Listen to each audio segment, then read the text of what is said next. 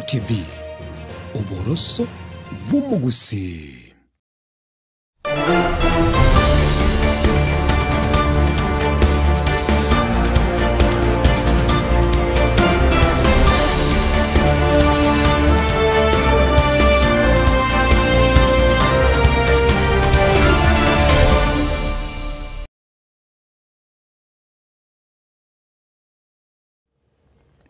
Mwanchu mwarigereria gwen Soko TV uboroso bw'umugusi ne mambiendengi ya ni Jumatatu wiki ya chakiribuya kere wiki ya kabere asomutinyo yoiga oikomina kabero mutinyo bwata mange mutinyo bwata siasa mutinyo bwata emeyega ao na boigo mutinyo bwata merobere ao na kuroiga imen Soko TV ne chinga kichire chingia to komerana ase ogocha kumurekera wiki yega eritorigerere na nara lya agendere to korekana kurwa se binyoro bya itugo chakirense meri echwode ntoche ase county kijumla na boigo ntosoke kurwa se county ya Kisii county ya Nyamira na boigo togenda si county chinde chichire merongo ene na isano na ibere iminsi yetu ya Kenya na kijumla ntorigereria obokorari gwe serikali ase wiki yega na monekerekeria tugukorera omwaka oyega usama tukatigara tamake tutambuke kurwa so mwaka bwechilifu ibere merongo ibere ne tano kurwa sensemo yechisemi ntuchiko yarigereria ase obwagara sensemo yobo chenu mbori gochia gotigara magiga asensemeria yechigosolirende naro ntuchiko yarigereria ase obwagare asensemo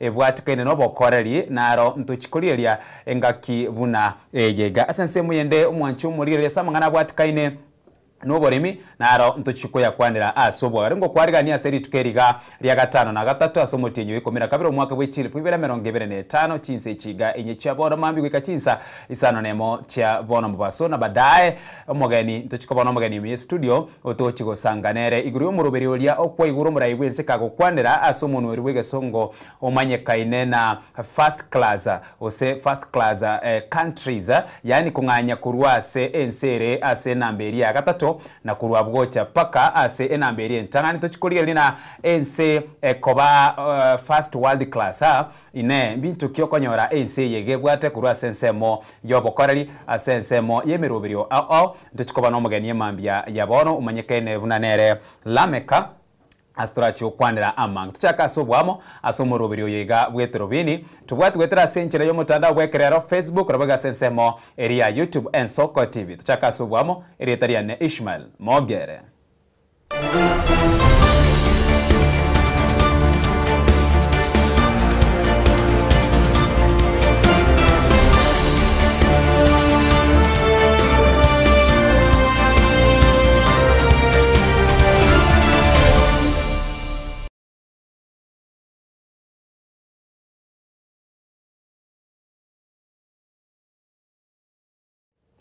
Asomo chakano mwanchu murire mambia yaboro asoko murekera gusaso murobirio yiga bweterobini ndi gatocha kumurekera yabwatikaine nobo chenu abwase umuriki we wizara yobo chenu manikaine buna Mary Mudhori akwandire merobirio a serikali yagendera tukobeka eriko enekina obokoreri obya bobo chenu kubeka burubuna bono aruro obosemya gutia so mwana inchi kwendera kweriki asomurobiri bobo chenu umanyikaine sha eriyo buno mo Kenya unyare konyora obokonyi gusobokoreri bore obwekirara sense muyende umuriki bwe wizara yobo chenu Mary Mudhori boigo ni garure obosemi guchia se bari bakonya amaliogo abe amaliogo yichombe nonyena se amaliogo alia gutumekwa na mwanya bantu asiboigo aruro obosemi guchia se bari bakoni chindagira ase emebogani au kwene kyobo chenu webirengo byegoro na mono ase mutienyo yego ikomina kabire kerekeri emeyega agendrete okorekana na boigo buno mo Kenya ogendrete kwegokia tiango turarigeri enkwana yaye emambia yabono nereriye. The many issues to do with over-the-counter medication, and we have also seen Pharmacy and Poisons Board. They have issued an alert around drug reaction. It would be important that if you are affected, that you report on the same. We are urging people to stop medicating or prescribing themselves over-the-counter medication, because this, if you're not a skilled workforce, or you're not a doctor, you're not a clinical officer, do not prescribe yourself. I want to encourage everyone during this festive season, please continue registering to the Social Health Authority. And remember, the government is also very clear for those who cannot afford. His Excellency the President has led the way. He's been able to pay for indigents across the country. Equally, we have philanthropists who have been able to pay for indigents in our country. Our MPs, our senators, and people of goodwill have been able to pick on the people who cannot afford to pay and are being paid for. Therefore, I want to encourage each and everybody that we are not going to leave anybody behind on issues to do with health matters. And we do not want to politicize at any given time matters to do with health. Therefore, I want to encourage you, please take a bold step, ensure you register to the Social Health Authority. Should there be anything during this festive season, you should go to a facility and seamlessly get treated. Again, I'm talking about the young people who are at home right now. It's during the holiday. We saw the other day during the World AIDS Celebration Day, HIV and AIDS is still very rampant in our communities, and it is important to note that even teens and children, any person can get HIV. It would be important that we take charge and take care of ourselves during these festive seasons. This is a Christmas period, and people will be moving from one point to the other. I'm asking and pleading with our drivers, please drive safely. Injuries can occur, but where we can prevent, it is important that we drive safely on our roads to avoid accidents that are going to cause miseries in our households. I want to urge each one of you to equally take this time to have screening at the community level. Our community health promoters are on it. Our community health promoters will be able to take your blood pressure. They'll be able to check your blood sugar. They are going to be able to even remind the women and the teenage mothers who are in the houses to go for their prenatal and antenatal clinic, and equally postnatal clinic. And during delivery, remember, SHA is taking care of our mothers, and we are going to be able to have safe deliveries in our hospitals in a space where our mothers are equally covered. I have seen the other day a number of people who were hospitalized after taking food in an event. Please, let us ensure that food handling is taken with the highest level of hygiene. Let us ensure that the hygiene around our homes, in the hotels, in the restaurants, is at its highest. We do not want to hear people are being admitted in hospitals because of having eaten contaminated food. I am calling upon all veterinary officers and public health officers to ensure that the inspection takes place across the country. We want people to eat meat that is inspected. We want hoteliers and food handlers to have the certification, and equally to ensure that the food handlers are able to provide the highest level of hygiene in the vicinity and the facilities where they offer services. We have Jamii Imara Mashinani Forum, and this forum basically is a group of people who work in the executives, the implementers of policies in government, starting from CSs, PSs, directors of boards, the chairs of boards and CEOs of boards and other senior executives. It would be important that we have citizen engagement, and that is what we have been able to do. We are engaging the citizens on the ground. If it is an issue to do with health matters, I'm able to answer the citizens while I am on the ground, face to face. And it would be important for the citizens to ask as many questions as possible, because communication is the cure to any misunderstanding. And we have said it is time that we go out there and communicate to the masses what the government of the day is doing. Because the government is doing a lot, from housing to agriculture to health. There is a lot that is happening, and the common mwananchi is demanding for just that information. Therefore, we are taking lead, and we will be moving. We've already done a number of counties now around Mount Kenya region. We've already done Kiambu, we have done Murang'a, we have done Kirinyaga, we have done Embu, we have done Meru, we have done Nyandarua, and we will be going to other counties across the country to just ensure that people are getting the right information and at the right time. Gotigana na roboti oruo kura se wizara ya bochenu wetera se umurikyo monene we wizara ya bochenu Mary Muthoni nigo tokogenda tokeskepaka sensemo y'omubunge wensemo ye bunge ya Kiharu Ndindi Nyoro nigaruro kubolia gutia se serikali ko ene kinanko likere aboro osenko likere aboro kia chilifu emerongevere omwaka ogocha na mono bali babera sekonda sekegetambe inse ya asense esemerio kurobokorera se eskuru ya junior secondary school asensemo ye Ndindi Nyoro nigagikire getambo ya serikali kyoko kinya ebesa eliabo ibori baguche gwakanira aborkiwa babo omwaka ugocha tiango turaliria enkwani ya Ndindi Nyoro kagukwanira iguru ichisemine boigo gakugikiria serikali asensemo yende boigo gakwegerera chisemi imiensity ya Kenya. Some of the things you hear me talk about, I talk about them because I am convinced that I have to start with the parents of Kenya. Na nasema hiyo kwa sababu juzi nimepatana na principals wote wa Kiharu. Wametumiwa circular mrefu na serikali. Na wanataka waongeze school fees ya day scholars.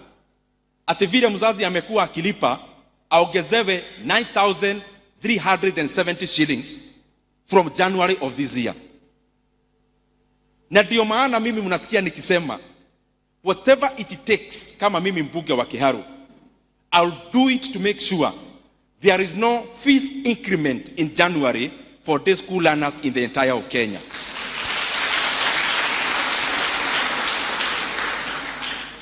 Na mimi nataka niulize my colleagues, vile mnajua sasa bunge hakuna opposition in the real definition of it, because wale walichaguliwa upande wa serikali wa opposition haijulikani ni nani na ni nani, kwa sababu mnajua sasa kuna mipango ingine iliendelea.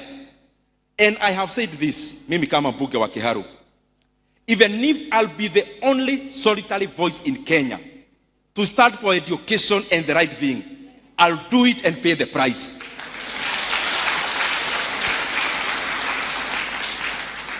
Na kwa hiyo tu mambo ya masomo, serikali wakaajiri 20,000 JSS interns ambao walipewa barua ya kukua internship 1 year. Sasa serikali na tunaona iko pesa mingi ya kufanya mambo ingine mingi, wanaambia hawa kaka zetu na dada zetu ati wanaendelea kuongeza mwaka ingine ya internship. We want to also say this. It is unfair for government walipea internship the JSS interns with the hope that after 1 year they'll be employed into permanent and pensionable terms. Na nauliza, mimi nimekuwa chairman wa budget. You do not necessarily need money in the budget now to confirm JSS interns. You can use an article called Article 223, where you can use the money, urete bunge baadaye tuipitishe. Na ndio naambia Ministry ya Elimu na TSC, kindly confirm all the JSS interns into permanent and pensionable terms in January of 2026. We cannot pay a graduate 17,000. Some of them have actually gone ahead even to commit suicide, as I'm told by their officials. Because 17,000 as a graduate, unashindwa kama ni ya fare, ama ni ya kulipa nyumba, ama ni ya kufanya kazi gani. So JSS interns kwa heshima wakuwe confirmed. These are young people with young families, it is important we confirm them. The very last thing I want to say, mimi Provost vile umesema, na muendelee kuniombea. I pray all the time, nisifanye siasa ya fitina. Just speaking because I need to speak. So when you hear me talk about anything, there is a lot of things you can talk about as a politician in Kenya. You can talk about weather, you can talk about many things. When you see me choosing a few things to talk about, it is because I have more information than there is in the public domain. Gotigana na ninkwani yo mubunge wensemo ya Kiharu Ndindi Nyoro abasaye kura sorgongo rwa Mount Kenya nigo besokire na kugendera kwigerera serikali asichinkware cyaba sibalire ire yo guchikondera gusira serikali ya Kenya kwanza nabo igoburayi bumurayi bwense Dr. William Samuel Ruto ase okubwatani aba Kenya asebayereire muna emirobire serikali bwatine miroberio era chigokinia ebirengo byebokoreri au ime yense yaitu ya Kenya nabo igo asebakwanire iguru y'uburayi we county ya Embu na mono ni county chibegaine ne county ya Embu tiango tararieri enkwana yabasaya abaiga.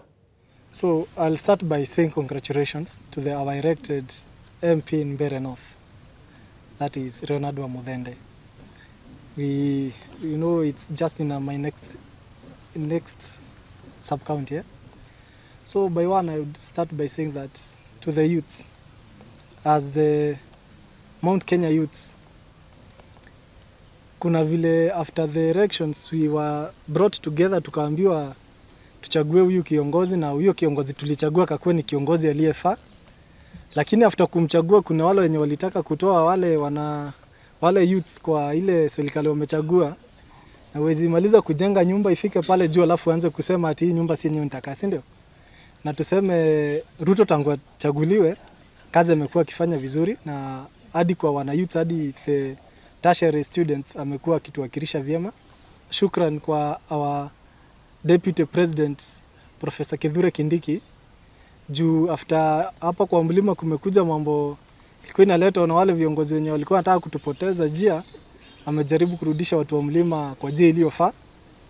Na tuseme kama sasa kwa wale watu wa muungano wa ile pande nyingine unasikia wanakuja hawasemi sisi ni wa Kenya, wanasema sisi ni watu wa mlima.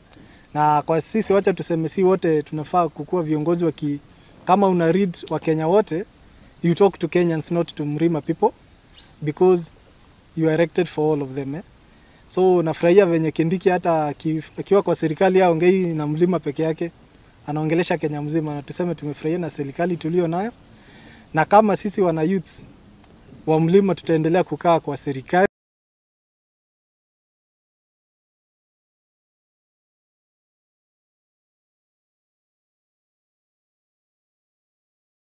Gotigana nenkwani yabasaye kura sorgongo rwa Mount Kenya chidakika use ensa eyega mase yamoni gongo koira paka asense muyende stretch konyora abwo asekyombekerete ntobo chorene chimbebe kia IBC minsitu ya Kenya kendere tukurwa oroboti magiga yobochori oboke koera abwono asibagendere tugusanga oroboti iguru yobochori obwo oboke nabo igo bagenderete kuria na kurwa mangana au nabo igokwireneria mabori au ayo aberga kuborwa n'abakenya kurwa chinsemo au imense yeito ya Kenya mase yemo paka sense moyende turarigirio robot rwekyumbekerigia IEBC iguru gochori oboke bwaera.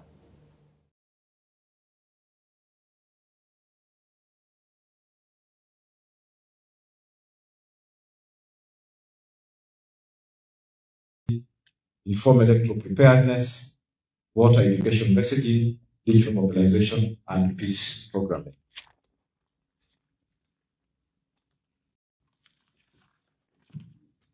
Ladies and gentlemen, let this forum mark not only a review of what was done or not done well about the by-election, but a collective commitment to what must go right as we move towards 2027. Let us agree that violence has no place in our democracy, that bribery has no place in leadership selection,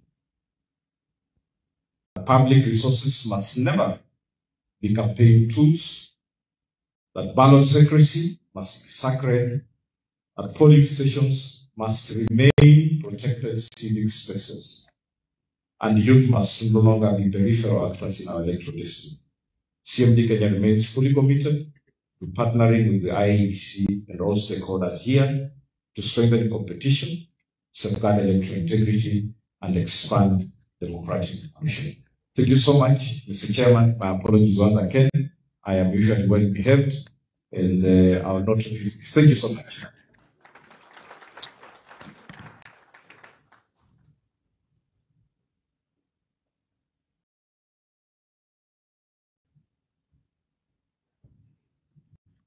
And Mr. Franklin, before you came, I think I also emphasized that the young people in this country did not come out to vote. So I'm happy to hear that you have noticed that, and to also confirm your support led by our chairman and all of us as a commission, which will be able to see how we can involve them and have them come on board. Now it is my pleasure to also welcome the chair PPLC, Mr. Misati.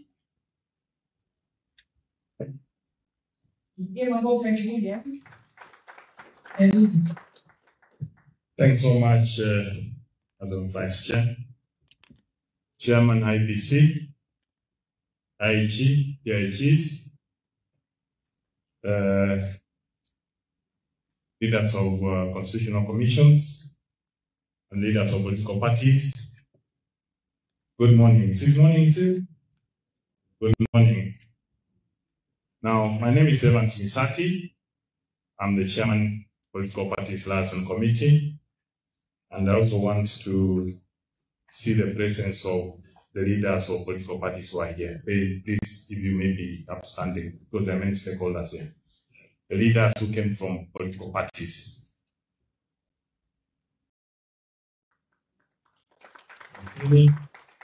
It's not a full turnout because there are many political parties just have a seat. So mine, I'll be very brief because much has been said. And Chairman IBC, you have mentioned almost everything. Just recently, I remember when we met the plenary of the political parties, we gave you the tools of trade, we gave you the red card. I don't know whether you used the red card, Chairman, or you have not used it, or the yellow card. You used yellow. Chairman, I'm asking, we, as political parties in a plenary, we recently gave you the red card and the yellow card. I don't know whether you used the red card and why you didn't use it. I saw you use the yellow, but at some point you tell us why you did not use the red card. Now, mine, I'll be saying that first, the returning officers, congratulations, you did a good job. Because we did not hear, even from the observer mission from the political parties, apart from the fire, we did not hear that the polling stations were not prepared. They were prepared. We have not had any accusations of the malfunction of the King's kits, apart from the ones in Naroko which were destroyed by us as political parties. And counting. And again, another reason why I'm thanking you, we did not hear anything, any complaints apart from counting problems. The counting was generally transparent. That thing. So the only thing, Chairman, I want to fault you is the issue of the involvement of the PPLC in terms of you know, these people were accusing about ballot stuffing. If we knew the political parties, of course, I'm sure they were involved in receiving the ballots at the airport. But we also need to go and even observe and see the serial numbers so that nobody now can accuse anybody, because we know that the serial numbers that were printed for this period, from this serial number to this serial number, and we are there and we say now, go ahead. The previous political parties have gone to check even the printing. If that is done, and then the ballot management system is clearly stipulated to the leaders, everything should be very clear from your side. The rest is the issue where people have mentioned about electoral violence and the intimidation and the presence of the super agents. First, as Kenyans, we need to be tolerant to each other, but unfortunately, our politics has become an issue of life and death. That if somebody is really clearly to get that position by hook or crook. So as a country, we are all Kenyans. We should agree as we move forward. This issue of making sure that it's a politician who says everything, even a banner that goes to a dispensary, as a country, we should review that and see that some of the things should be able to work with or without a politician. Because I'm asking my colleagues, why do we take this thing as a life and death issue? Now, me, I've been involved in the issues of, I was one of the people who were writing about the issue of goons. We agree that political parties, all of us, or most of us, because you cannot fight somebody who does not have anything. You fight somebody who has a goon. So we have a sitting, peke yetu kando, as a plenary, and agree, hii biashara tutaifanya aje. Ulete goons, na mimi nilete, ama to agree. You know, we can agree and political party say, this is how we are doing this business. We go away with goons. Because, you see, interestingly, I saw somebody in the media who was crying seriously. But when I investigated, I found that the ones who had started, the ones who are answer. These other ones, they only came to do what? To save their person. Now, what you said, so that's a fact. So as we move forward, unfortunately, I'm seeing this side, we are being hit hard this time. Naona makofi inatoka pande hii. Sasa sijui ni ukweli, sasa lazima tukae chini kama plenary na chairman. This meeting like the one we are having today, it's unfortunate. It should not be funded by our friend here, because this is a constitutional and a very important thing. We should put it in your budget. Assuming Franklin did not do it, so we could not meet to evaluate this.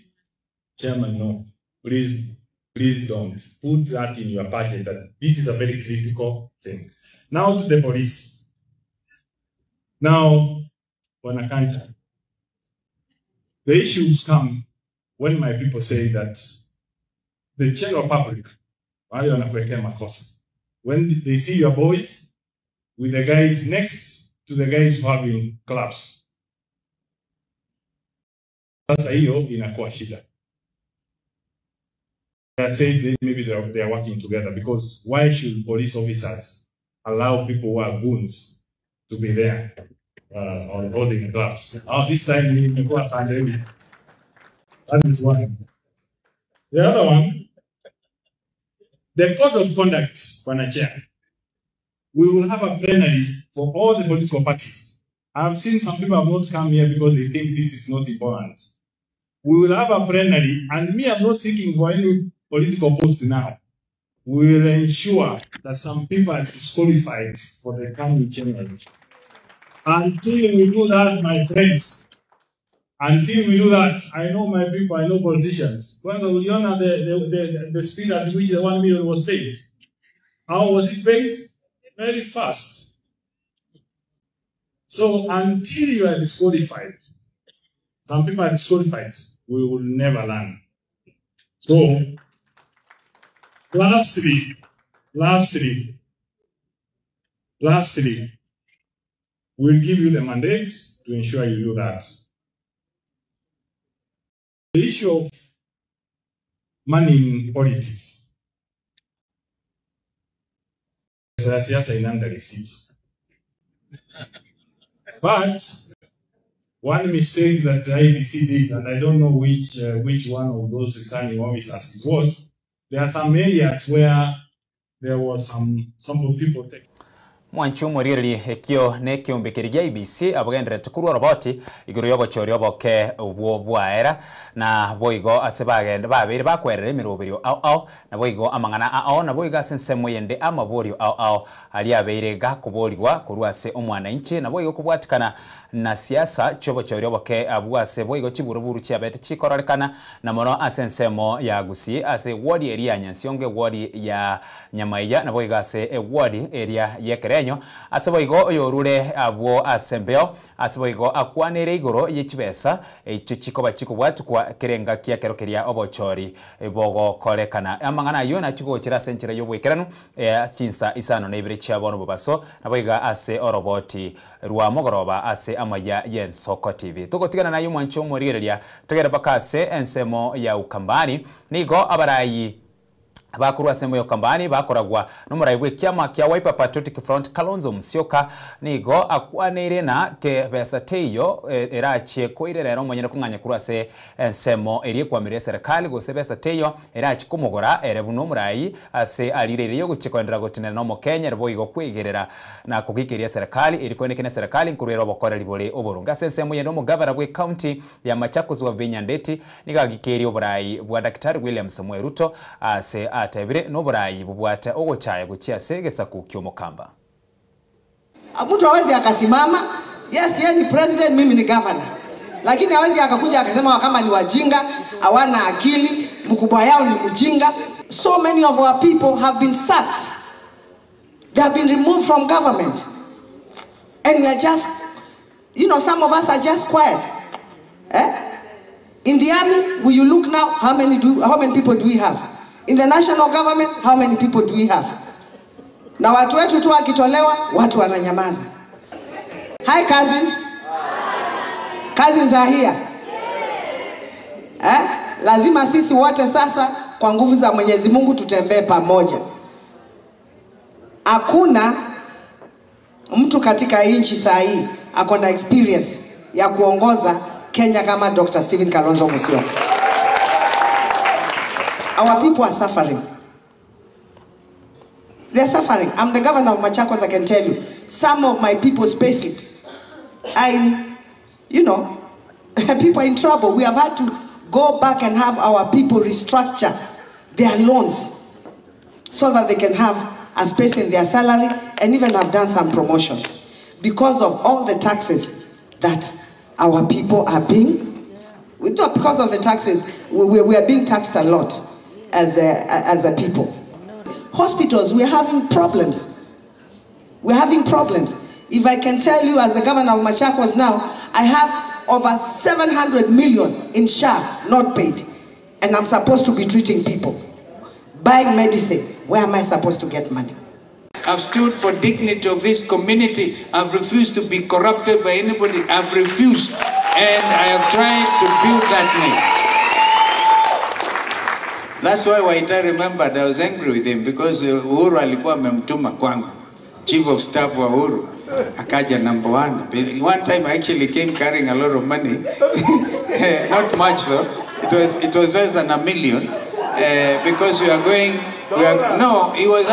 he meant it well. I had an event in Niata and he thought he could contribute, have $1 million shillings. I told Waita, keep that money.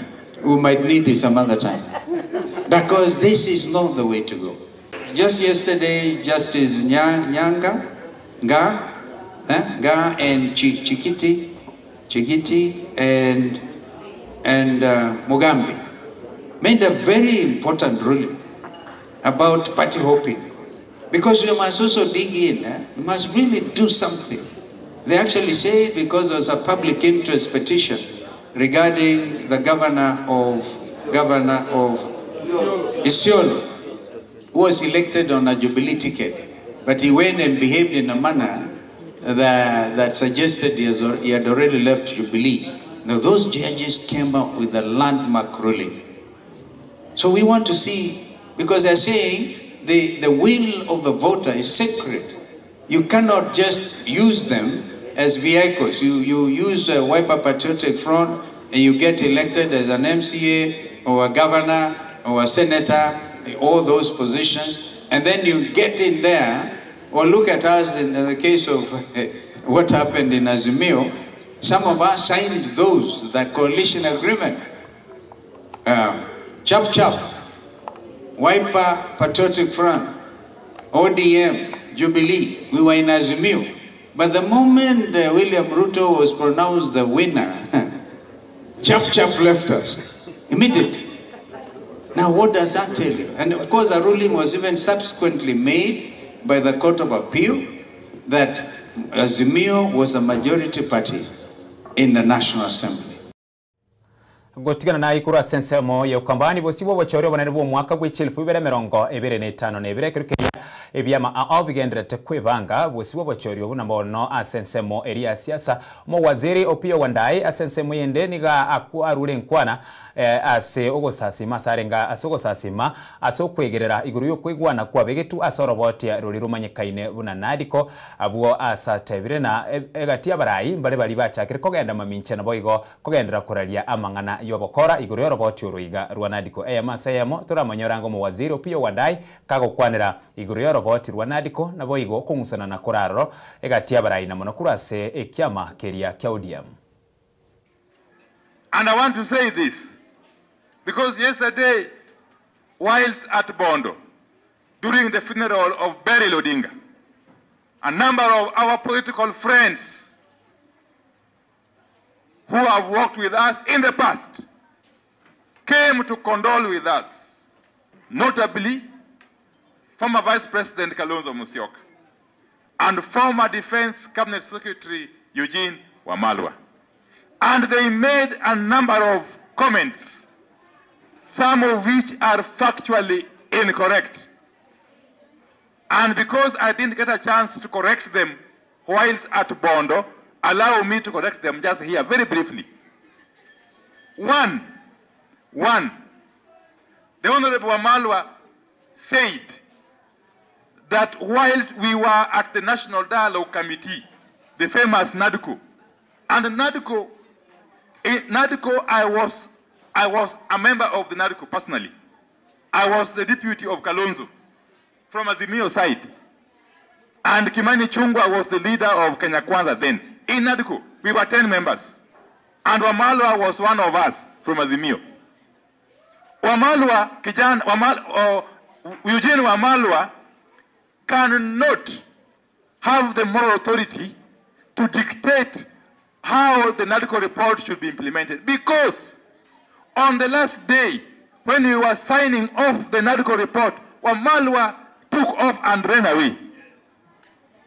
He declined to sign the report, claiming that he was traveling to the DRC Congo. Yet he went and hid somewhere in Kilimani. So he has got no moral authority to dictate to us how the NADCO report should be implemented. And for Kalonzo Musyoka, he did claim that a number of Luo people have been killed before and that he needs answers. I don't know from who. Because some of our sons who have been killed in the past were killed when Kalonzo Musyoka was in government. And he never questioned those killings then. And now, yet now, when the government led by President William Ruto, in which we are serving, courtesy of Raila Amolo Odinga, has gone a step further and established a committee to undertake compensation of all victims of violence from 2017 up to now. He goes ahead and rubbishes that initiative. I think the only honorable thing is to allow that committee to complete its work despite of the challenges it's facing from court. Secondly, or finally, Kalonzo Musyoka claims that nothing has been implemented from NADCO report. Yet, we know that it's because of the NADCO recommendations that we currently have an IBC in place. That IBC that we have currently was put in place through a selection panel in which sat a nominee of Kalonzo Musyoka, known as Dr. Koki Muli. And therefore, let us be honest, as leaders, tukitaka wananchi watupigie kura, tuwe watu wa ukweli. Tusiseme uongo, namna hiyo. Tuseme tu ukweli. Kama uko na haja na kura ya Wajaluo, kuja pole pole. Washa kuja na uongo. Ama namna gani? Kuja pole pole, wachana na uongo. Lakini sisi vile vile tumejua, tumejifundisha kikamilifu. Tumejifundisha na kwa hivi sasa tunatambua marafiki zetu wa kweli, na vile vile tunatambua wale ambao hawataki wema sisi kama jamii. Na kwa hivyo tumeamua tunaendelea mbele kama tuko pamoja bila kugawanyika hata kidogo. Ama namna gani?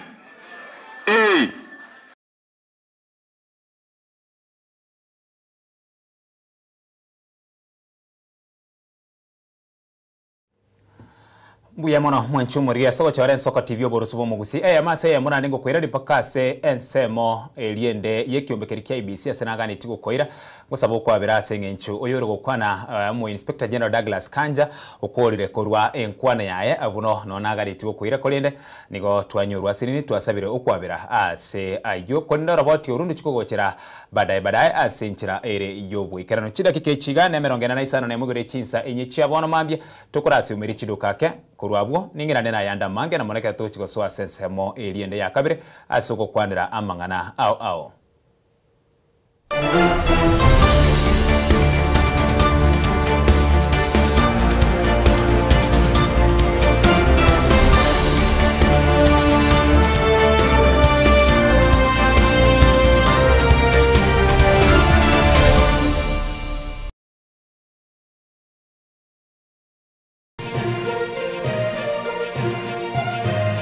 Eye Nensoko TV oboroso bumugusi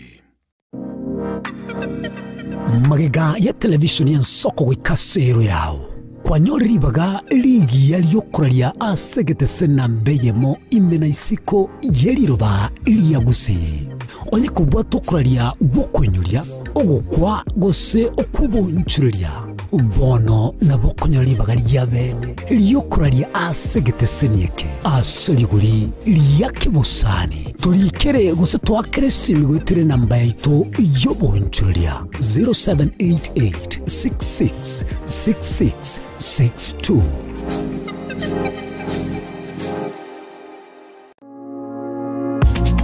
Mwanchumo ligereria Nsoko TV oboroso obomugusi Nche Clinton ndigia senjera ya bene ngokwarigania na gukumanya buna no chiko bagukomerana na nche asemesa yama yakorwe Nsoko litukoria Jumaine litukoria Alhamisi na bego litukoria Jumamosi ensemo ne chinsa isatu chabotuko elionchiko komanya mangana maya buna nyara ko baga gwateka kurwa se chinsemo ao rongorwa gusi county ya Kisii county ya Nyamira wikase county ya Nairobi na bego chi county chonsi emirongene na isano na ibere Nsoko TV oboroso womagusi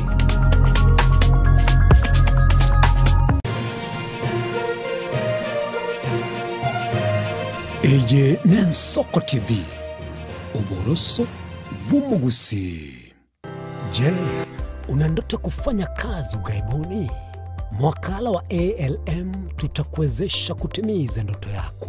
Tunatoa ajira katika nyanja mbalimbali kwenye mataifa ya Qatar, Milki za Kiarabu, Saudia, Bahrain, bara Europa, miongoni mwa mengine. We are legally registered by the National Employment Authorities and we are licensed to do manpower recruitment for different countries. Currently we are reaching companies in UAE, in Qatar, Russia, and we are hoping to enlarge our boundaries. Kwa maelezo zaidi, wasiliana nasi kwa nambari 0721511500 au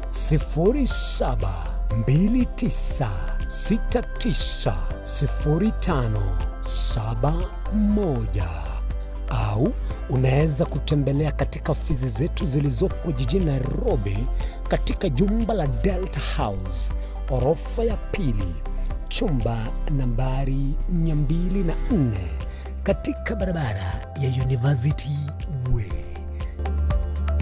Tupigie simu utimize ndoto yako ya ng'ambo. Karibuni sana.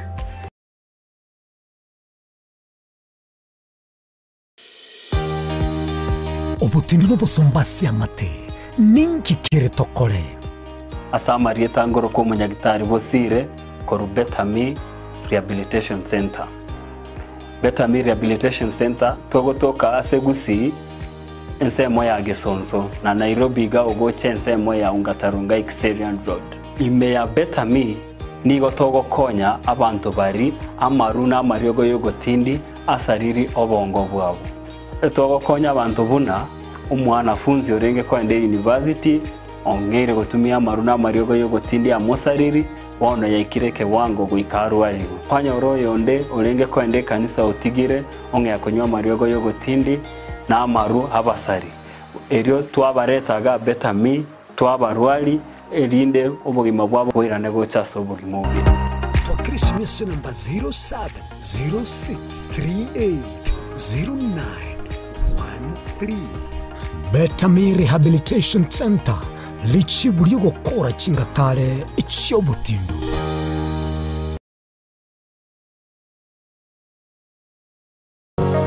Je, unakusudia kwenda sherehe itakaosalia katika mioyo ya watu kama kumbukumbu daima? J&J tupo kwa ajili yako. Tunabadili kila tukio la furaha, fahari na ubora usiopimika. Tunatoa huduma mbalimbali kama vile viti vya kila aina, mimbari au meza za kuvutia, hema za kisasa, mapambo ya kuvutia, taa za kila aina, upishi wa vyakula vitamu, vioo vya kisasa, zulia za kila aina, mfumo wa matangazo kwa umma yani PS system, miongoni mwa huduma nyingi kwa bei rafiki. Kwa mengi zaidi, tutembelee katika ofisi zetu zilizopo katika jiji kuu la Nairobi kwenye eneo la maonyesho yani showground. Na ukiwa mjini Kisii ni katika eneo la Mwembe kwenye jengo la J&J lililo karibu na jumba la Isena White House. Au unaweza kuwasiliana nasi kupitia nambari 07920710 au tuandikie barua pepe kupitia anwani sales@jnjava.co.ke. J&J, kila tukio lina hadithi, tuandike pamoja.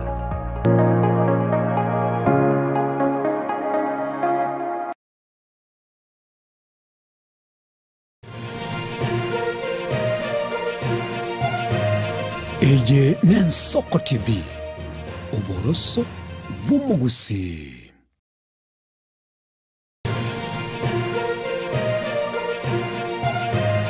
Eye Nensoko TV, uboroso bw'umugusi.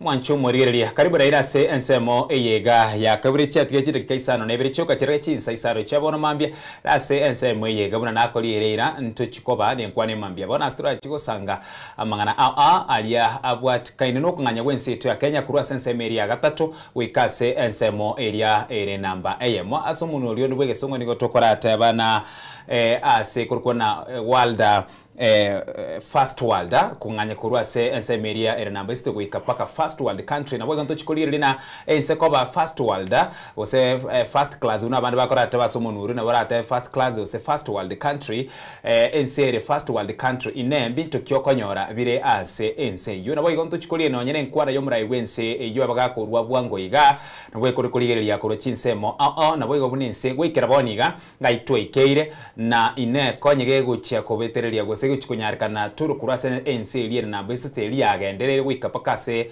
enselia number 1 ose enselia ere namba eya muntu chikuliye na enselia namba eya mombi tukiego cha yatwa na boigo alia story boniga inkina kikiganirie gokorekana eritumanya gwika alia situkanire wika koba ase ensemeria togotabana first world countries. Karibu sana mambia bana wetera somo tandao wekerera Facebook na boiga ase ensemo area ya YouTube Ensoko TV tuchake ase obwamo ereteriane Ishmael Mogere. Karibu sana emambia yabona kekeria nkwariga ni omugeni erio tunyare gusanga nere ase enchira erengi ya kigimana kire buyamwe enafasi erio anyare goga okumanya erie taria emambia yabona. Karibu sana.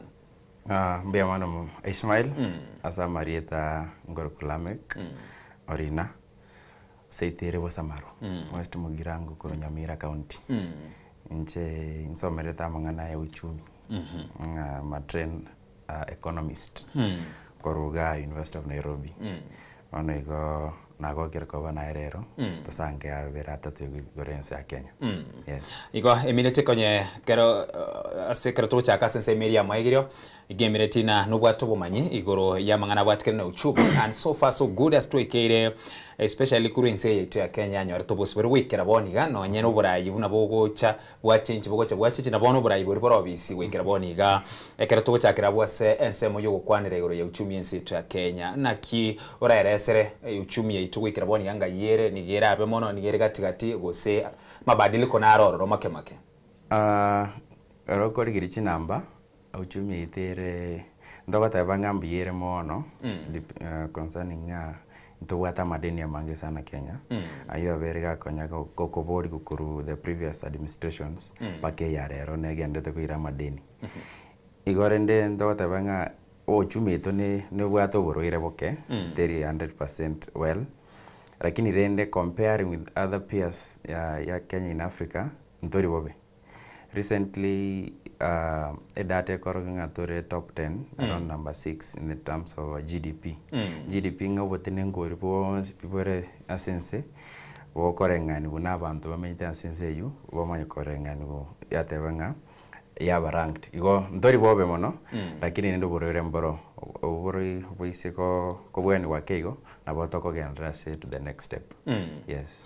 Ekero koligerie nkwana yo murai wense ya Western Cameron gebera somutenyi oria oikomina limo ekero koligerie nkwana ya ekera ari gukwana mangana ye GDP gosobotene nku wense to ya Kenya ni atebetena asoro gongoro Africa nigo tuarete ranked number 8 sekero kolie GDP you of course yakakwanira chibesite a lot of billions na obotene nku witu bokubeku lakini buno mo Kenya ekero kirie tokwerigerera libono because abalitometa se yega mo Kenya niga kweboria konya tore ranked number 8 asobotene nku asorongori garu Africa na kibone konyarikana linde na inchebuno uri amenyeta se ense yega tinde korra botene nku obu kolera sense mo yene inche ni gondo che okomiwa ekina kiegende kenene gegocha kiaba yatoretera chingagi chingongu buna abantu ba uchumi ekora keroko kore ngereria GDP no botene nku bonsi pi wera sense bariko bwati mbando ko bwate chibese echo mbare ngabata bwati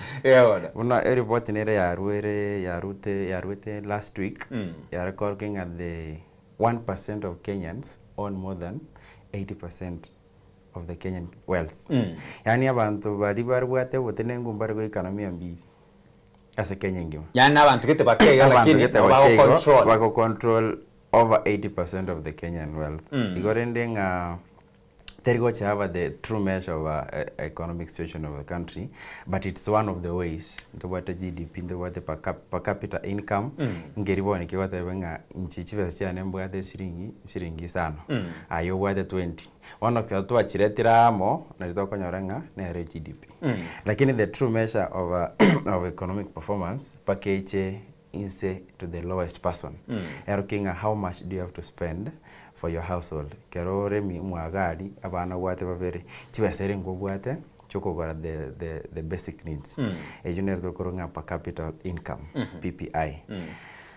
Lakini rende ago goirana rengwa na yomo nane bwense. We always measure the wealth of a nation as a nation. Ndori wacha toko boringa yerengo bwata tumaiko pima the economic performance to wacha tuaranga ama alionsi kiujumla that's why it is called a country. A country is made up of individuals. Individuals make up a household make up communities make up a country. Igorende to wacha tuwa measure as a wholesale like ko maneno masata aragota banga ndo bwata chibesa as a country. Now the problem is okobaga chibesa chitobwate as a nation trickle down koru waribwata chinyinge abande batware ngega to abande batware chinge. That is the biggest challenge with our country to redistribute resources. Chirwa se bari babwate bo chinyinge chichere na bari batabwati nyinge bomwanya konyora gantorende. Agorende buno mane bwanse tetenga we are on course towards economic development. Sometimes I feel is are of ambitious. Are of ambitious. Inga amawana ayena ito tarigo chava nakandate tari gochiana eraro chinga we have a potential yani nabengera no muntu kete uri mumbu eria era ari mumbu eria na ntito kabe mumbu eria one murigeraniti e challenge renga na kiako kora arusi ntu abarega chi doubting Thomases batambuke tutwaro kwegena tutware kwegena we can move from third world country to a first world country and you know a challenge and he has a very big task. Kwanza kwa convince wa Kenya nga we shouldn't be here where we are. Na beko nyarikana. Na banga abana na kibago cha watu haba Israel. Ndio bari ko Misiri. Bakanyorana ne nyanja inene ko Red Sea. Yeba. Mose ko nga ngotambuka tora abade ya. Teko nyarikana. Ekara bakolira mutu ne nyanja. Bakolira magega aba Egypt ngo babwati bari. One is the same thing as Kenyans. Because karokori mbubu kwao tobwati kende monda kana ngada tiko kobeka una Singapore kumbolika Singapore nende nararanjara nene kigo cyaba so no ine shilingi komichuko garanyone ni nyanya yasitinye bwati so iyo ndio challenge ene challenge yo mwana bwensa bwate ni serikali yae wa convince abantu nga regardless of the situation that konayo sai we can do 1 2 3 tonyare gotambuka to the next level ene challenge so that is the how. Now we have to agree to muirenga to spindle the kunganya tori. Now the how is where the question comes. And the challenge also goes to again that's our bakwa waro upinzani. It's not enough ko wakeri ugi kila rituko. Totebi omwana nibwo sote or the current president otaringa dotata kwenda the next level. Totebi inumota kwenda Onya mutete kondo na kimutete ko gendo egere to ku 2027 you can compare that benga Ruto hotebire the next person hotebire which is the best way yogiko that is how we can develop as a country because siasa go chaera ngochera after 5 years here but country ensenero all the time Kenya nere na yem rigasa ngore obviously ngotare obviously Kenya ne gotikara koba a country yem so challenge nena asavanta baro pinzani reta iwa manifesto having antu in terms of merobire itunere yekene kitukane tikokora bo ntu aminitinga Singapore goika tware houses housing enough goika tware infrastructure goika healthcare working education system goike ekoregas chigas paka abantu banyore. Yes, digital connection paki etoko. Agriculture paka tobe adequate enough food yokoragera nto ba Kenya.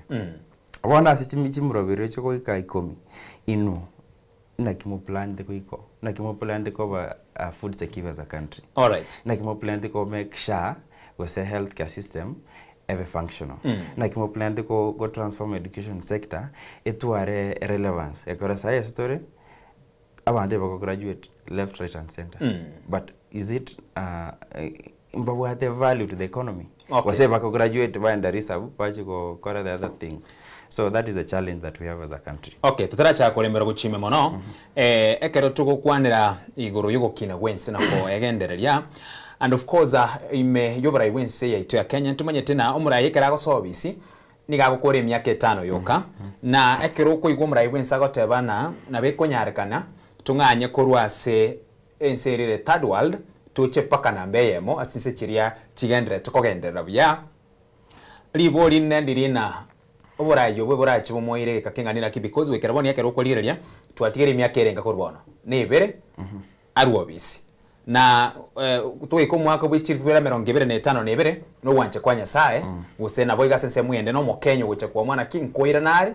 usitari koirana na boigo enyari kanena bono tari koirana for example asumu bwekano no manye tena murayo ndwensi ogocho sobisi neba nigari gakwa na paka nyono mwaka bw'ichivira 30 nebere murayo ndwensi ogocho bisi digagocha na erocha nemiroberi yaye mengao agoche ne manifesto ere ngao libolire gandirina eke kakenga nina ki era cheto ire goikana ine abarayi abaiga enchire tokogenda no burayi boika bwa change igo tokogenda mutwe tokwira na magega gose no kogenda tuchiete Euna tragedy twabwatire the last 60 years for twanyota independence twabekete siasa ngaire personalized nganye njitingo kara ndeta yorako nganye kokokereke injengo janje njikire gendo neba kiarengekia wacha change kire into kwa korosna legacy ya Kenya. So for in egereto ike first world countries lazima tuweke our systems to be very strong, so that audio ndio go ofisi tari lazima nga a change kire into kire ase na bengi system ero bise kumo betere ya gende ya kero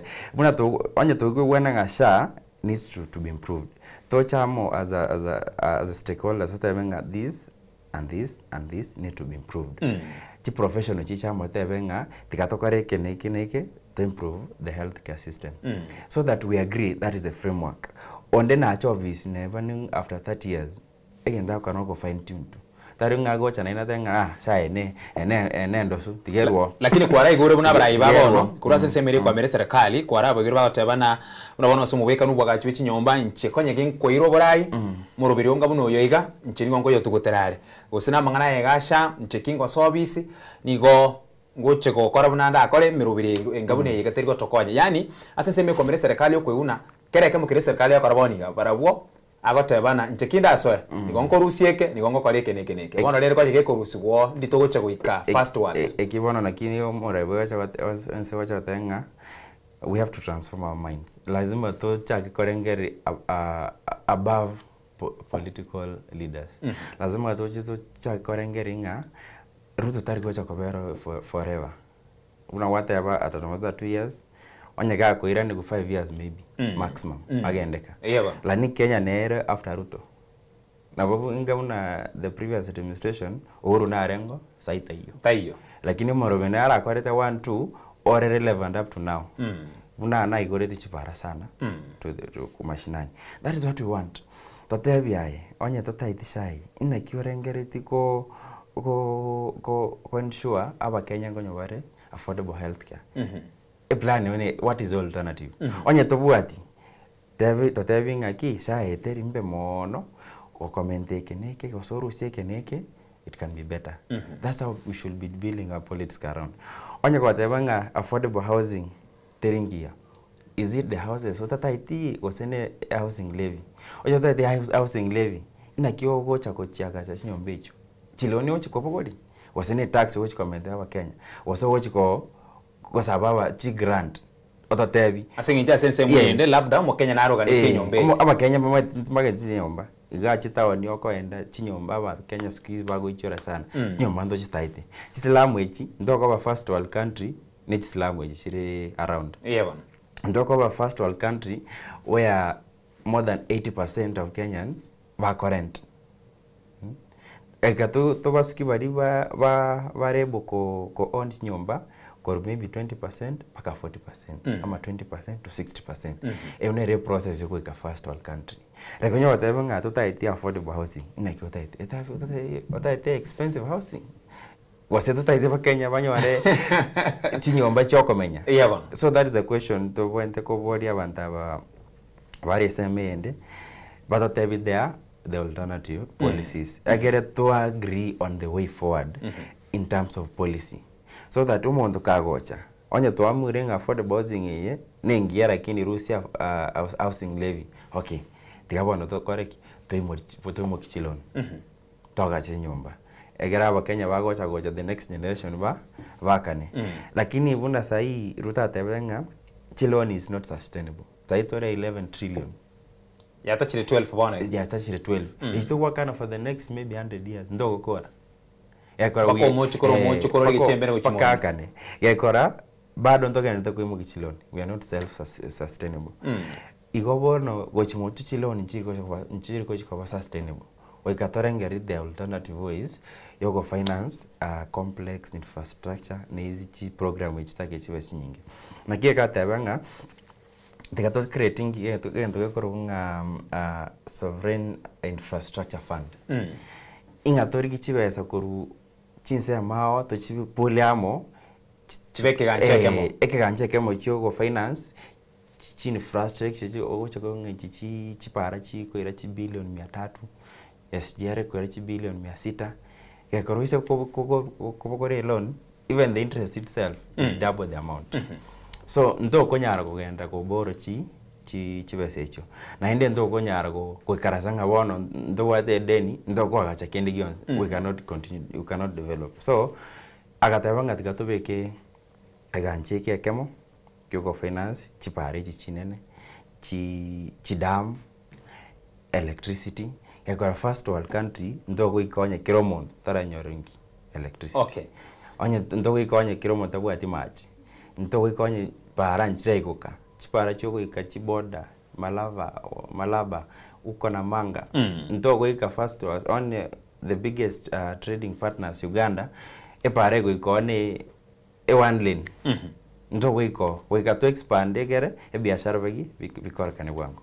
Okay, asense mweria yogutingia uchumi yensitu ya Kenya karato kwanira iguru yokanga kurya sense area ere namba istro cha namba mo erigo stabilize uchumi yensitu ya Kenya na gutinga ebi ntombere gabitato gekuru kwana e currency yensitu ya Kenya guse currency yense yo na wike shilingi yense yo bena ne shilingi very stable nkwara mu isonde ga nkwara dollar ige akina ikagera paka emia ya muno still mo ino lakini boni yakero kolire yera ni paka ni gere emia ya mo na merongo ebere na kianda na wakero kolire ya ishilingi yense ya Kenya of course nto bwati kinse kiria chire kijirani cheto kolire yense ya Tanzania kolire yense ya Uganda nkogendole ense ya Sudan roroga Somalia no ene tise kinda sorongo Africa niga tise kiri okonyorana ishilingi ya mune stable na South Africa asomubeka no baroba gotumeka bare dollar barabukuriye na of course nchiri kia suki ubona kurwa third world chire almost one chire bona iga ase enseme yokolire sensemo yebesa ishilingi ensetu ya Kenya ayebuna umwana uchumi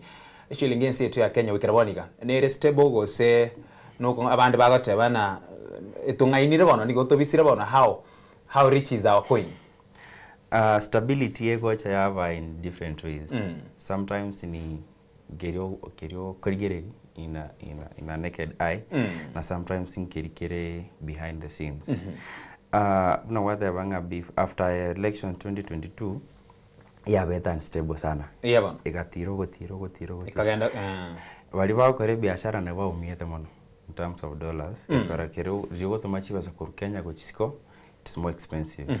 Lakini rigo nyora kurusiko gocha Kenya you get rene faida wata.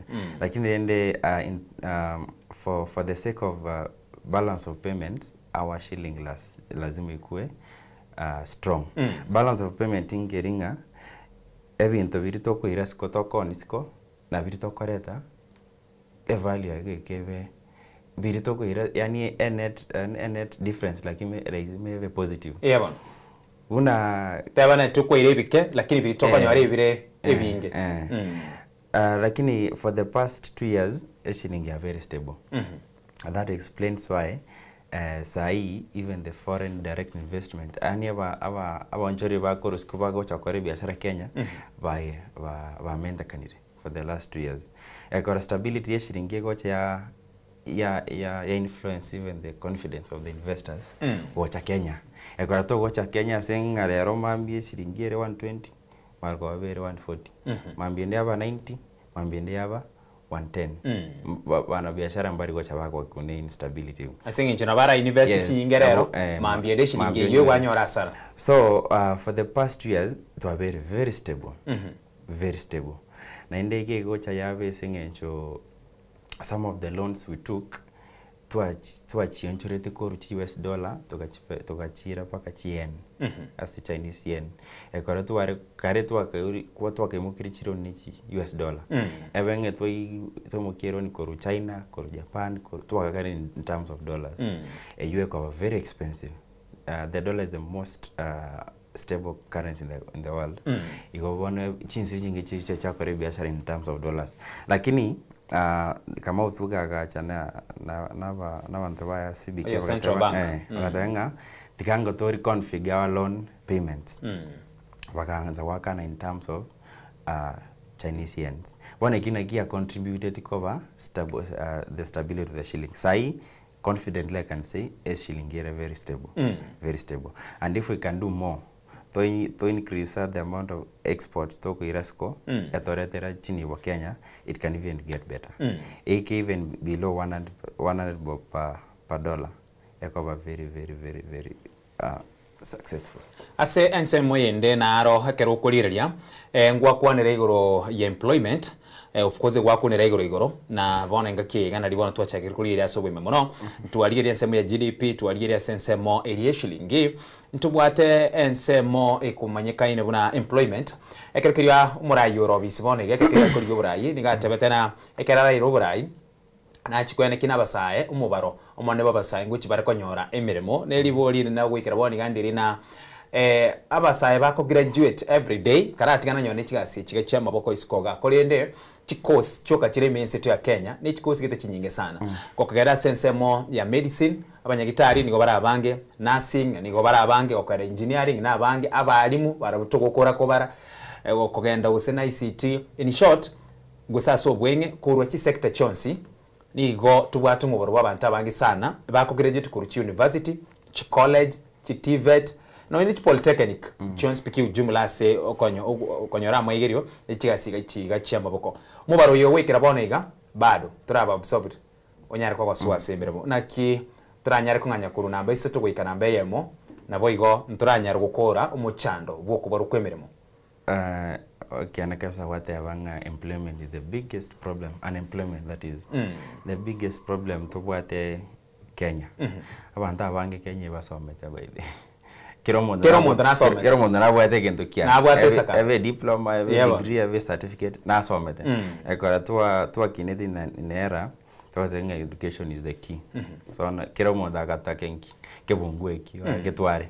It is a good thing because literacy level ya Kenya iko sana compared na abantu batoitana chinse chirichire chineiba. Lakini rende my suggestion and what I've been seeing umore wensa ago fight mono tonyare koru theory based education. Togende mona CTVET.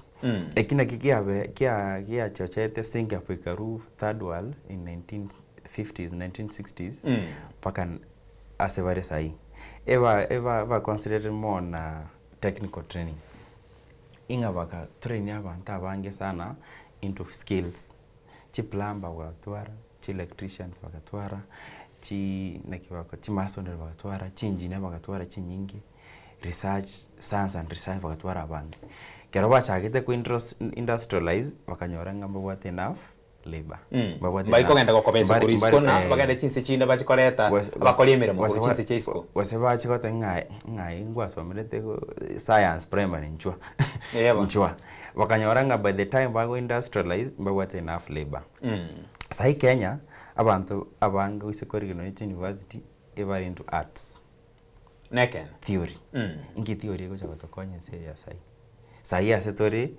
in the era of digital and IT era.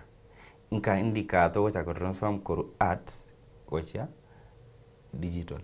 One igona kiumara when say if you can look back koru ringe Minister of Higher Education during the back era anchite sana TVET.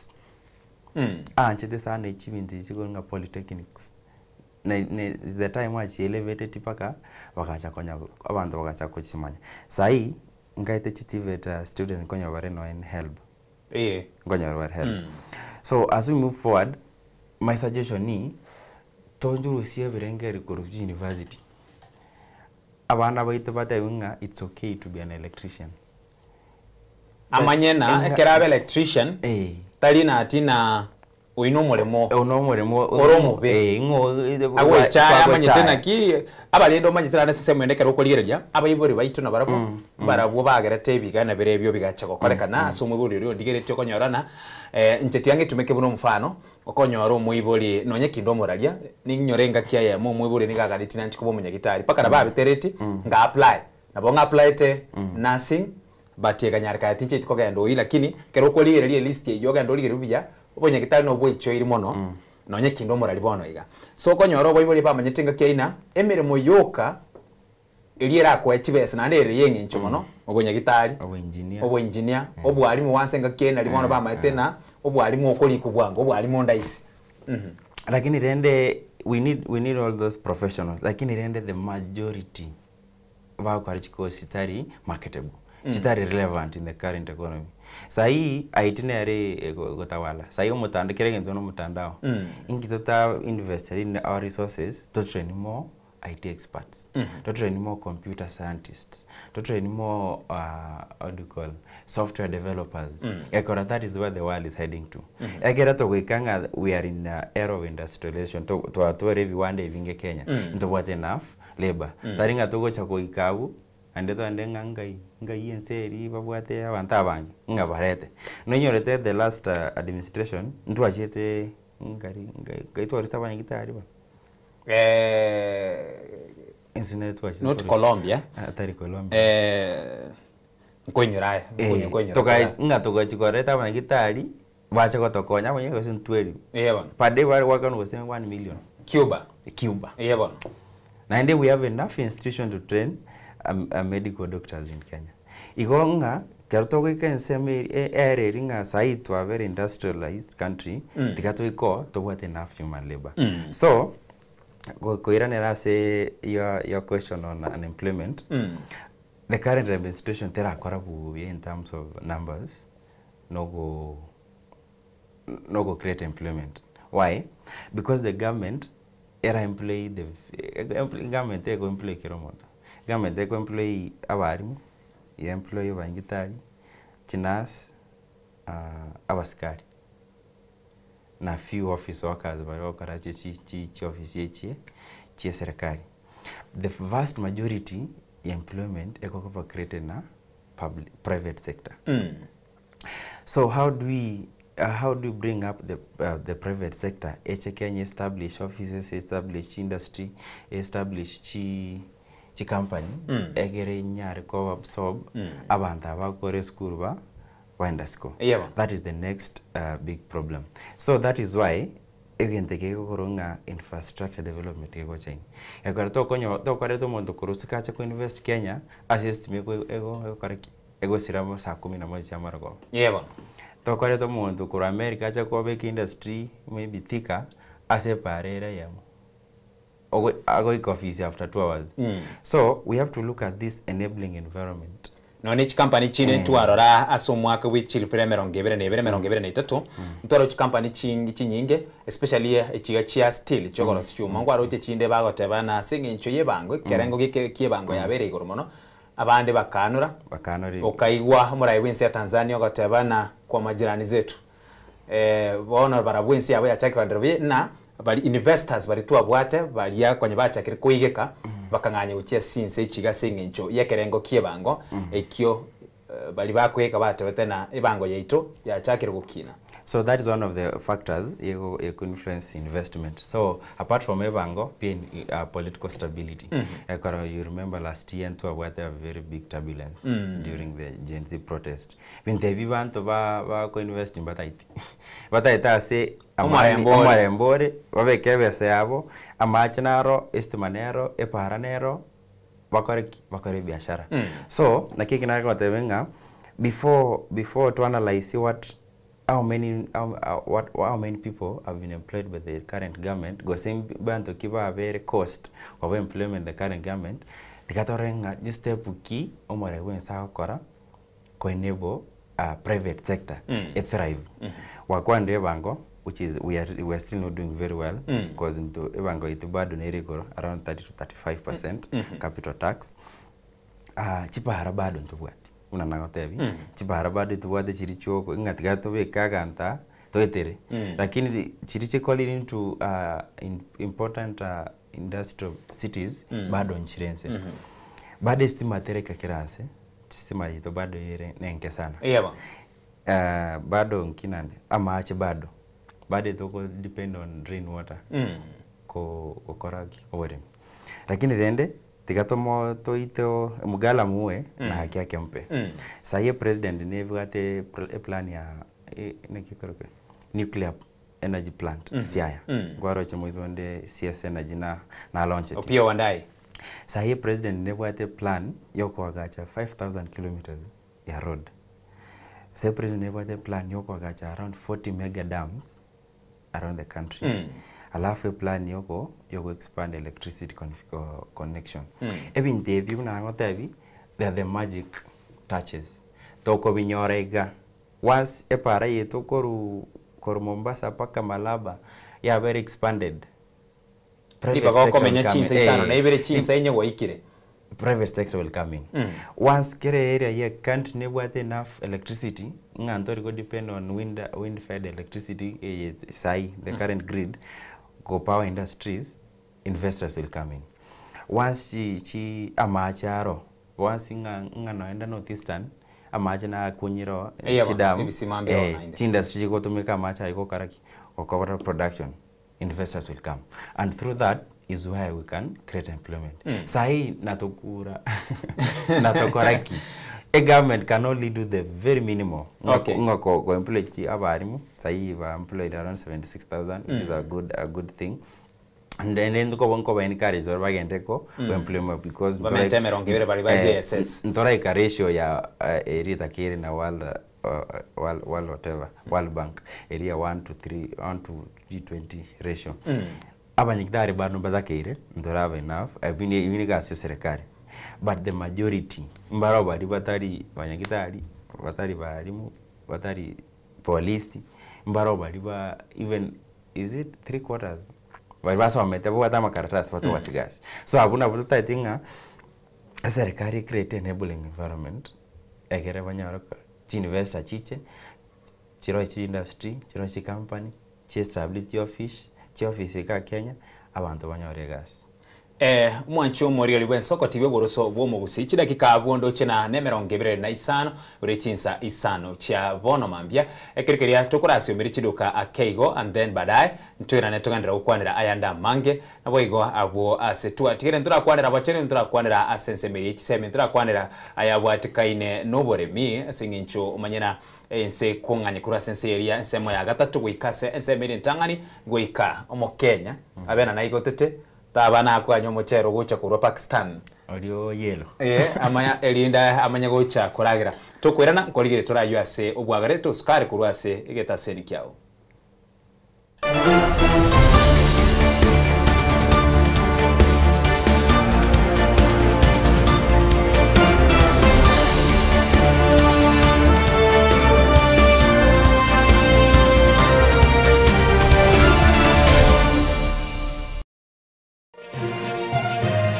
Eye Nensoko TV, uboroso bumugusi.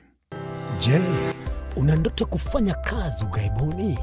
Mwakala wa ALM tutakuwezesha kutimiza ndoto yako. Tunatoa ajira katika nyanja mbalimbali kwenye mataifa ya Qatar, Milki za Kiarabu, Saudia, Bahrain, bara Europa, miongoni mwa mengine. We are legally registered by the National Employment Authorities, and we are licensed to do manpower recruitment for different countries.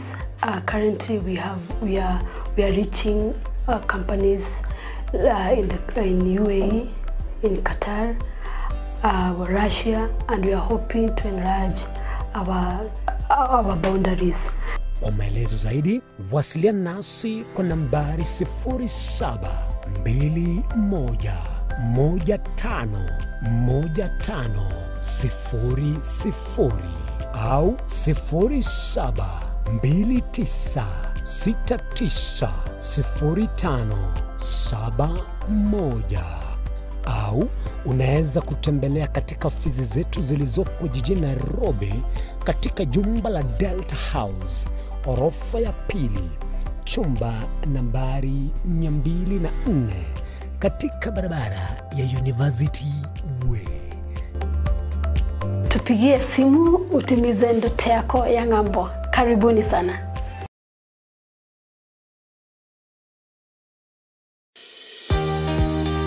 Obutindiro bosombasi amate ninki kere tokore. Asamari etangoro ko munyagitari bosire koru Betami Rehabilitation Center. Betami Rehabilitation Center togotoka asegusi ensemo ya Gesonso na Nairobi ga ogoche ensemo ya Ungatarunga Xerian Road. Ime ya Betami nigo togo konya abantu bari amaruna amaryogo yogotindi asariri obongo bwabo.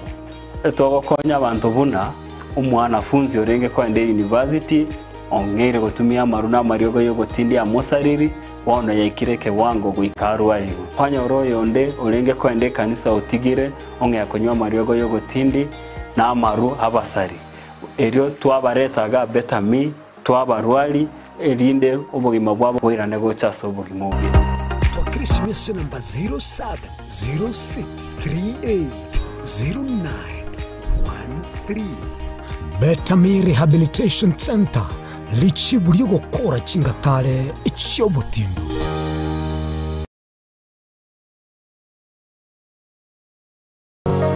Je, unakusudia kwenda sherehe itakaosalia katika mioyo ya watu kama kumbukumbu daima? J&J tupo kwa ajili yako. Tunabadili kila tukio la furaha, fahari na ubora usiopimika. Tunatoa huduma mbalimbali kama vile viti vya kila aina, mimbari au meza za kuvutia, hema za kisasa, mapambo ya kuvutia, taa za kila aina, upishi wa vyakula vitamu, vioo vya kisasa, zulia za kila aina, mfumo wa matangazo kwa umma yani PS system, miongoni mwa huduma nyingi kwa bei rafiki.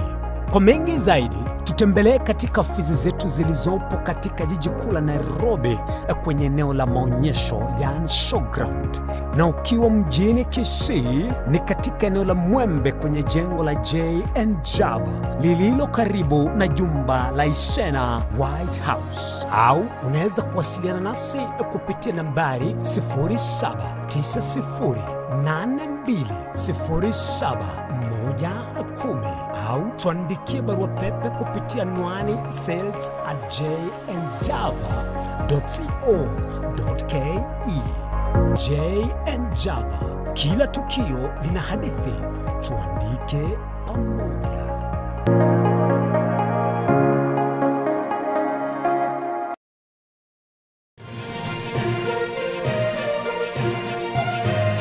Eye Nensoko TV, Oboroso Bumugusi.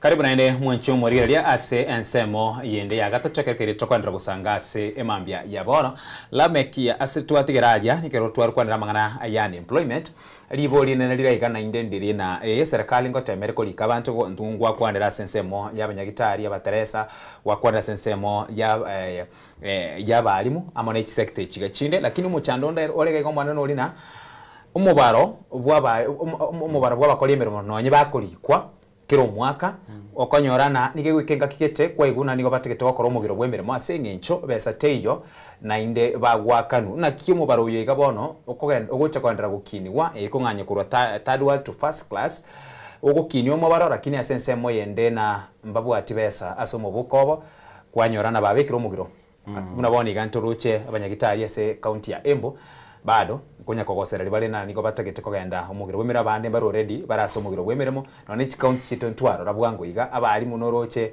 batishira muiso ndaboro kia Beach University eyembali kire lakini besa teyo asomo bukobo nonye kwigwana nkore kulia bako baguchibabeka ali na bataki wakano bese bamento emishahara lakini bado kinkeri goche gyakorekana na and sometimes emishahara ngo ikire mpaka ya delay nainde ekine okena wate abanga bari muna barikwa bad economic situation egodigetinga besa bakano nchiri ngiya mono na indi debate ya berga kwandrenga abantu baito bakano chifa chinge sana comparing nega seri bakora orusi umwana korunsa ali pakacha se emanyete tariga seraisi same to our doctors, same to our nurses, same to our security officers mbabwende te konyora something better than what they get lakini ende na inde korigere magega Kenya bado ntoreikari stoko kananga umwari mwanyora the best that is available ndo wata bado challenges yakona wata enga bado ngokina tori in the toddler stage na bako na to compare ndo iwete Uganda ndo iwete Tanzania within ourselves ndo matenga we are still developing bado ngo struggle tori commit even the basics edeni ngwaka na tori you can also remember revenue toko sangeri more than half ekwenda garari wakana chideni yebo erie gotikara yakana ki emeshara igo ebesa to gotikara ebesa gotikara ganero kora magendera nenge sana which forces us to borrow more One go so tenga kero monto ori kira ne serikali aisa nikigu it's not possible. Yeah, it's not humanly possible, but progressively that's why the babe ketenga abarimu ngo they can negotiate their terms after a certain time. Kakikanga after 5 years na wako ikana sanga watawenga sahi economy ikire maybe a budget to maybe 6 trillion. Igo budget ingi inflation ya kinire. To maintain angono ni chirugusa to osisano to configure the current economic situation. Igonga migiro teriko era mambi. It's a norm worldwide aba fanyakazi wa serikali paka ba budgeted for their rights. Lakini rende it shouldn't be happening.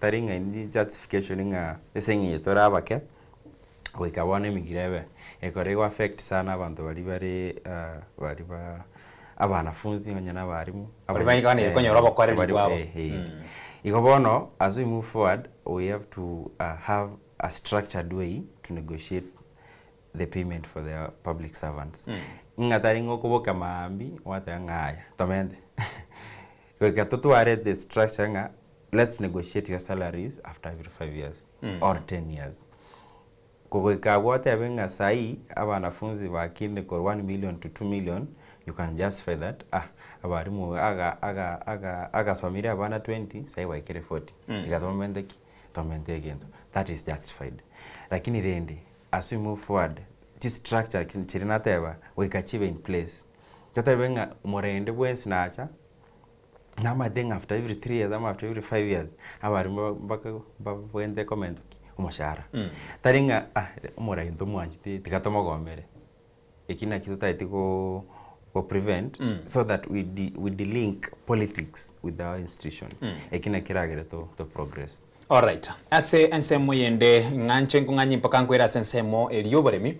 Of course serikali yabona no serikali cyamagega cyakolera mange elikwene kina kokini chire ebirengo byoboremi minsi ya Kenya. Of course ntubwato boremi w'ikibando chingende umochere ntubwate oboremi buri bwekemeriye kahawa ntubwate oboremi bw'icyayi ekawa of course ngochere ugentu buna ekawa ngochere yaone gochikinse chinde icyayi nero boigo oyo abange nigo bagoche babolina nakiye konyarikana tokoania ekahawa ne boiga senseme ecyayi cyase kinse chinde lakini ntwa banyene ntubwati elia etoisaine of course kura sensemo ya uchumi no chigo toerana na nakiye konyarikana ekoniwa at the same time into abanyene kwanyorana teisaini na sensemo elio mochero of course sensemo no mochero na no chikwerera na wikiraboni ntu bwato mochero isaini means it kwira nyari go stabilizer our food security so liboli ndiri na wikiraboni gase twekire emirobere nere yabikuru ne serikali ine emirobere ye is it enough eriko kinya food production means it ya Kenya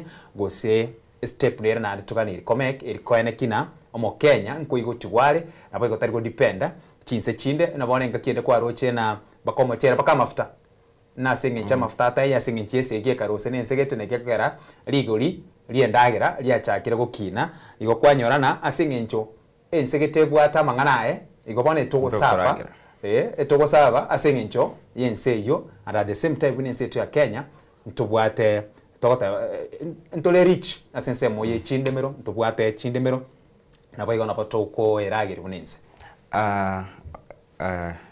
Sante kwa swali. Oweremi nabu wakati is the backbone of the country. Ndo wakasomere history. Tuwarenga wake. It's true. Yakarabiri ndagera tawakara kiende yansi. Lakini for the longest tuwabere togo depend on imports. Sana. Ngato kubeka kiro mwake budget yoko import chi ama kwa rachibili onigete chi nyinge bo. Chingende paka yere chi scandal na chi abana chibano chiri cyako gose Kongo.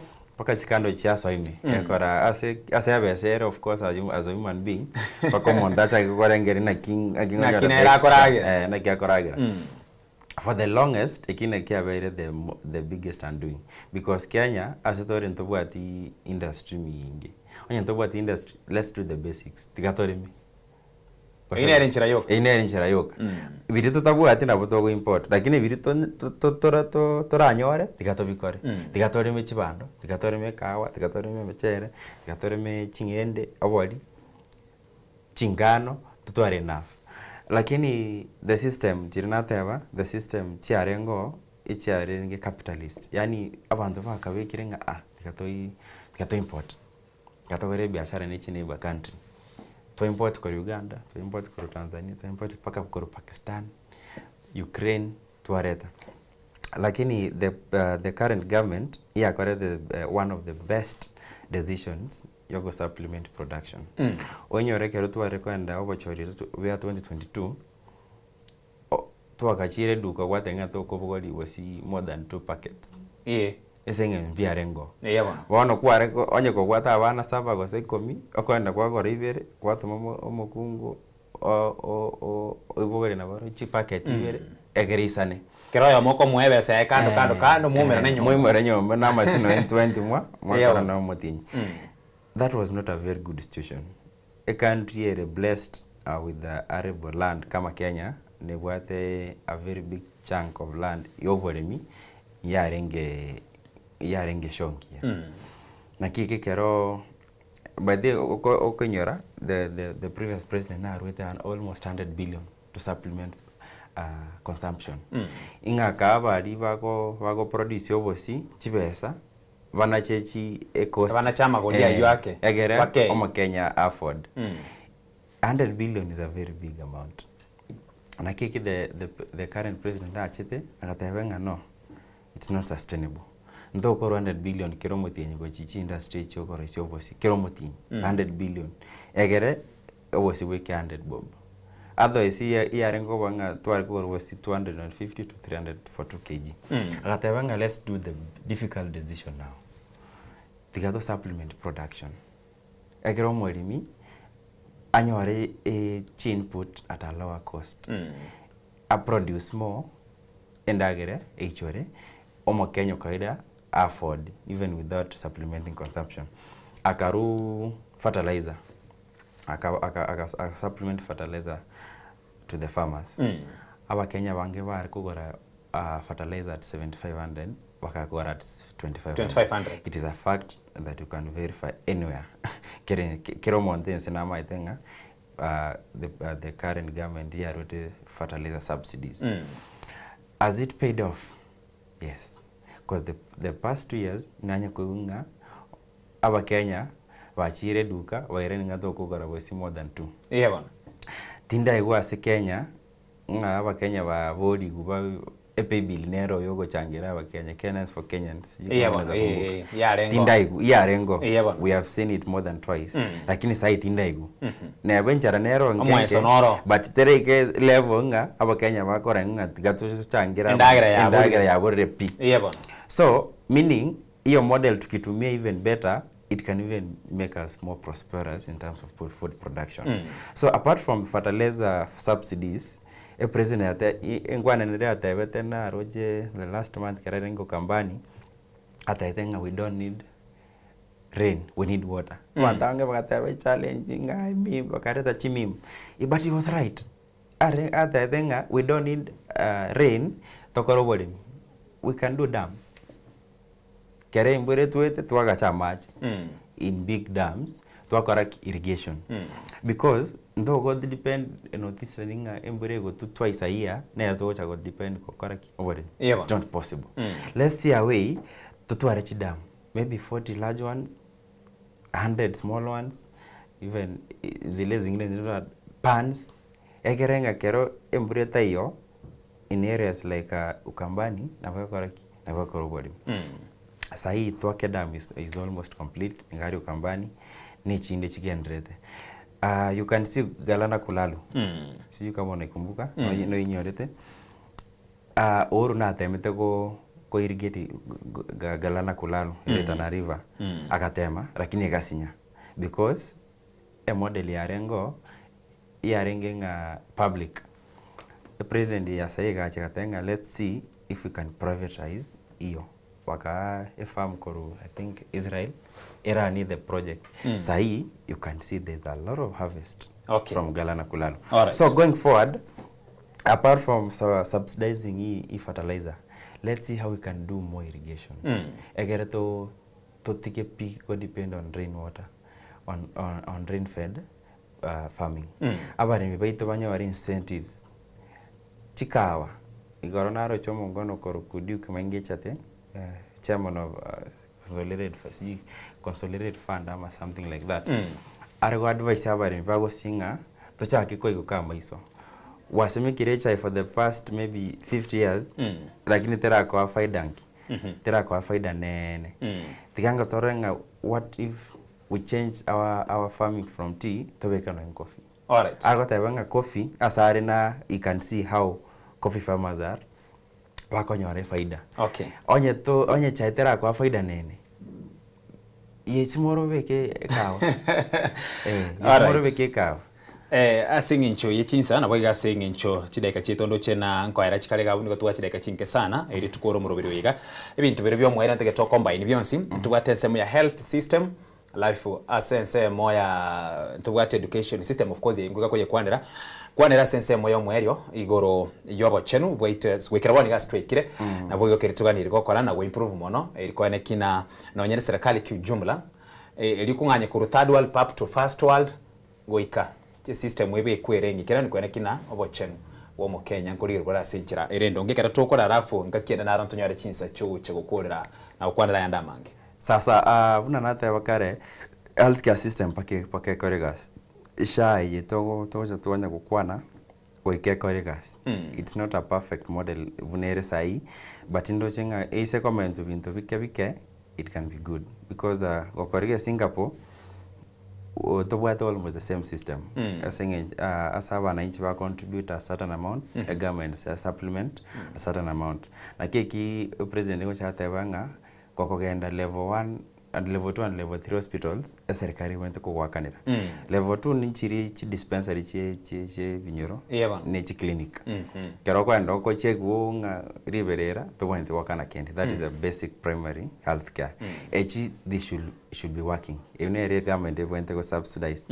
Lakini ne chiri omwana incha we akanira erigero kwa chire ko admitted serikali wakanire percentage gete na wakanire percentage gete it will work na bono naro chair say abaroyire bari ba cancer ibesa we yakine tukuru 550 up to around 800,000 it's not enough but it's something so that in future na baronga 850 age 30 sustainable tikateke no 1 million alafu toche chi common disease jinga malaria how can we do to eradicate malaria tikatopa mendenki maybe chiweza choko kweni malaria for 20 maybe to 30 egere we have a health population without a health population ndoko okara warimi ndokara uchukuzi ndokara industry so my suggestion ni shaye mbone yakoro mwakoyomo we have seen the positives to our negatives nigere astokota bani gere ratiri ratili wono tikato to maybe after 2 years to compare chi benefit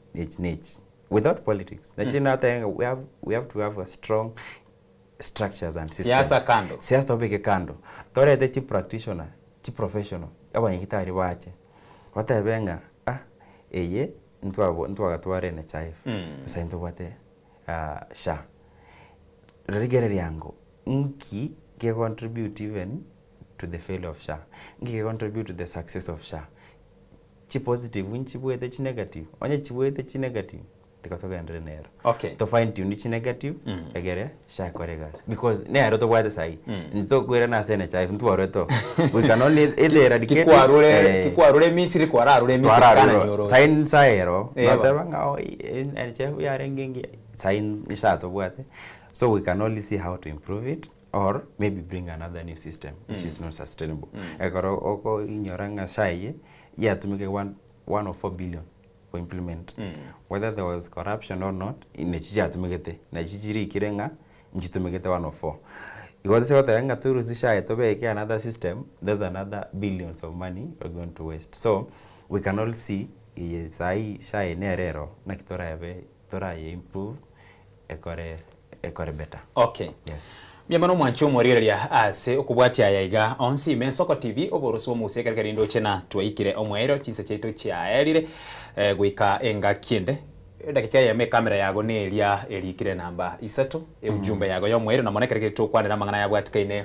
na uchumi erikunganya kurwa se namba isatu goika namba eyemo nkwana yago yo mwero muchakano ko wakarambo ya mara soko ntwaro mambi ya rero na next noko advice aba kusiboita sabari inga bado ntubwate sabari enene na somasha toko kwana mungana Kenya kusina indu paka twerikiringa where we in terms of uchumi chipare chito nyamira nchirinkiya nyamira nkurunje obari meboito nyamira mbori buya ebona asintwaro chena bare kolera 13 abara iboito tikabachamo siasa ego charimo after 5 years lakini obogima mugera ritu kwanza ritu kerimo abantu bakire kura baibira abange bakoye bapinga chikura ncharengo after 1 day of voting lakini obogima bokagenda kera rituko abare weto bagusina na nyamira tikato chamo tosemya abantu baito on the best practices yokorema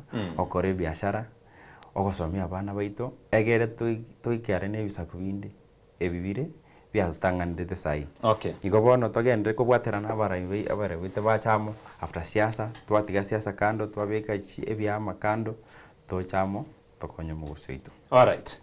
Myamano mwanchu muriria soko chora ensoko TV oboroso bwo mugusira bega soko bati murobire wichakira chinse nye chike mambi gwikira bona iga chinse chiga ndo chikarigereti isano ne muche bona mubaso wikeria nke na iri chinse chinga bure chiga nabo igonga kiende na nento chikomerana tugandira ukwanira because mugano yega gose ayiga tukokwana talira roika oka korende intubwate na inde ebinge boye bwanirwo kwanirwa kira tukwanira mangana yiga yuchumi nanga kiende kerekere nyasara twanchira nentumira no mwancho muriri tugandira gukwanira yiga ase obwagari ene Nsoko TV boroso mugusi reteriane Ishmael Mogere twara mu basumbia.